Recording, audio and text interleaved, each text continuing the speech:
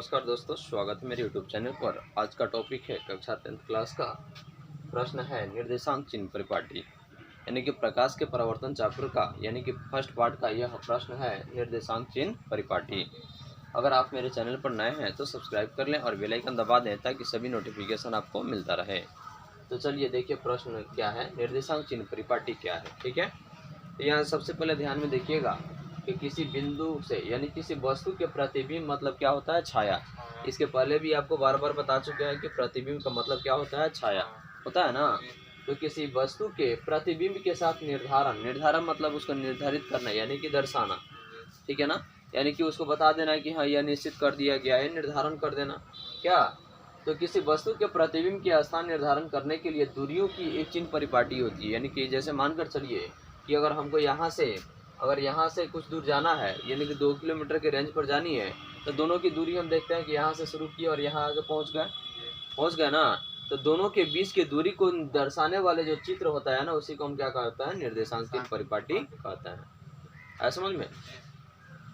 यानी कि किसी वस्तु के प्रतिबिंब के स्थान निर्धारण करने के लिए दूरियों की एक परिपाटी की आवश्यकता होती है। उस परिपाटी को हम क्या कहते हैं, निर्देशांक चिन्ह परिपाटी कहते हैं। यानी कि कहने का मतलब किसी वस्तु के प्रतिबिंब यानी कि छाया को स्थान निर्धारण करने के लिए यानी कि स्थान दर्शाने के लिए, दिखाने के लिए, ठीक है, दूरियों की एक परिपाटी मतलब होता है यही संकेत उसका, यानी कि एक परिपाटी, या परिपाटी हो गया ना, ठीक ना। तो इसको दर्शाने के लिए एक क्या चाहिए, यानी कि परिपाटी की आवश्यकता होती है।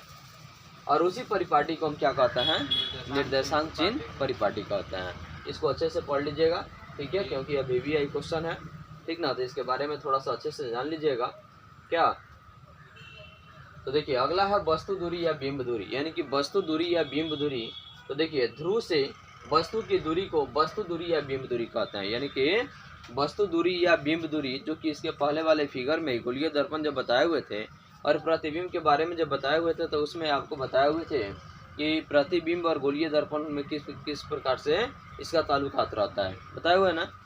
तो देखिए वस्तु दूरी या बिंब दूरी, यानी कि ध्रुव से वस्तु की दूरी को वस्तु दूरी या बिंब दूरी कहते हैं। इसका संकेत यानी कि इसको निरूपित किया जाता है किससे, यू से। किससे, यू से इसको निरूपित किया जाता है, मतलब कि दिखाया जाता है, दर्शाया जाता है। समझ में आ रहा ना। उसके बाद है प्रतिबिंब दूरी, यानी कि प्रतिबिंब मतलब होता है छाया, यानी कि एक जगह से यानी कि वस्तु से प्रतिबिंब के बीच की जो दूरी को दर्शाया जाता है उसी को हम क्या कहते हैं, आपका प्रतिबिंब दूरी कहते हैं। जैसे मानकर चलिए कि आपका निश्चित वस्तु हो गया, या निश्चित वस्तु हो गया ना, तो इस निश्चित वस्तु को यहाँ तक यानी कि छाया के रूप में दर्शा दिया, तो इसको हम क्या कहते हैं, आपका प्रतिबिंब दूरी। समझ में आया। यानी कि देखिए ध्रुव से प्रतिबिंब की दूरी को प्रतिबिंब दूरी कहते हैं। यानी कि ध्रुव यानी कि एक मुख्य बिंदु हो गया, और यहाँ से यहाँ तक की दूरी को हम क्या कहते हैं, प्रतिबिंब दूरी कहते हैं। क्या कहते हैं, प्रतिबिंब दूरी कहते हैं। और इसका संकेत जो होता है ना, भी होता है। क्या होता है, भी होता है। प्रश्न पूछेगा कि प्रतिबिंब दूरी का संकेत क्या होता है, तो सीधे कहिए कि भी होता है क्या। उसके बाद अगर प्रश्न पूछे कि वस्तु दूरी या बिंब दूरी का संकेत यानी क्या होता है, किससे हम इसको निरूपित करते हैं, तो सीधे लिखिए कि हम यू से निरूपित करते हैं। किससे, यू से निरूपित करते हैं। उसके बाद देखिए फोकस दूरी जो कि आपको उत्तल दर्पण और अवतल दर्पण जो बताए हुए थे, तो उसमें आपको बताए हुए थे कि एक भाग से जाकर के प्रकाश जहाँ दिखा रहा है ना, और यहाँ से लेकर यानी कि जहाँ से शुरू हो रहा है और जहाँ तक अंत हो रहा है, यानी कि प्रकाश यहाँ से शुरू हुआ ना, यहाँ से शुरू होकर के यहाँ तक अंत हो गया, तो इस दोनों के बीच की दूरी को हम क्या कहते हैं, आपका फोकस दूरी कहते हैं। है समझ में, कोई दिक्कत।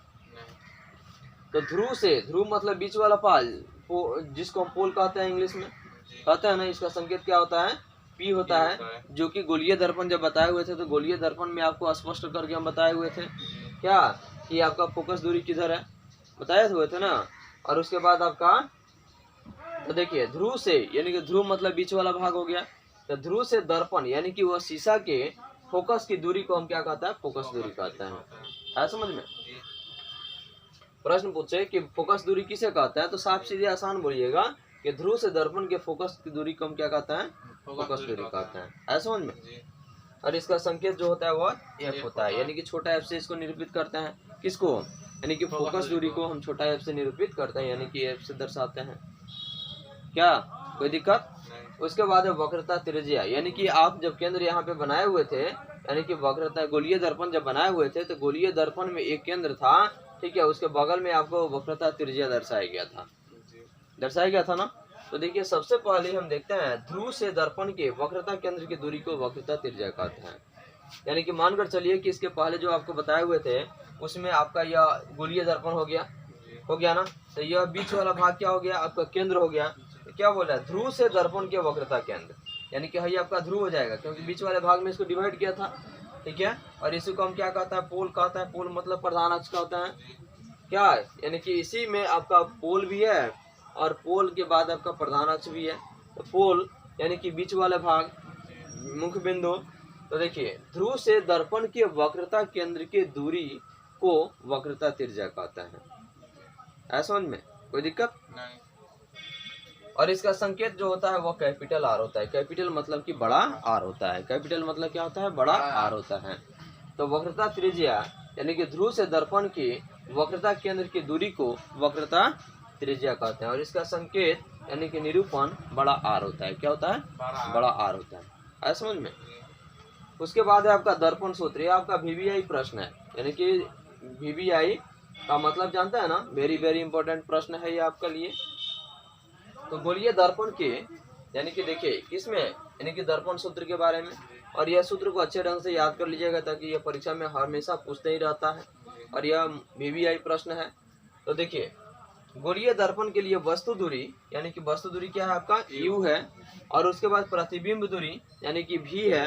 और फोकस दूरी आपका क्या है, F है। अगर ये नहीं बोलिएगा तो सीधे बोलिएगा कि गोलीय दर्पण के लिए वस्तु दूरी, प्रतिबिंब दूरी और फोकस दूरी के बीच के संबंध को क्या कहता है, दर्पण सूत्र कहता है।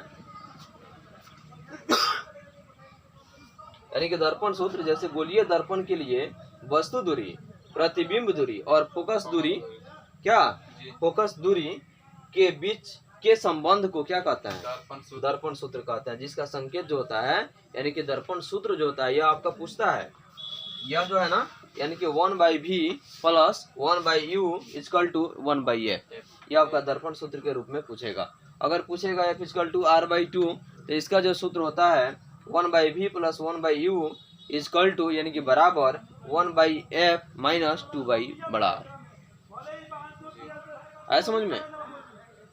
तो दर्पण सूत्र यानी कि 1/v प्लस 1/u बराबर 1/f।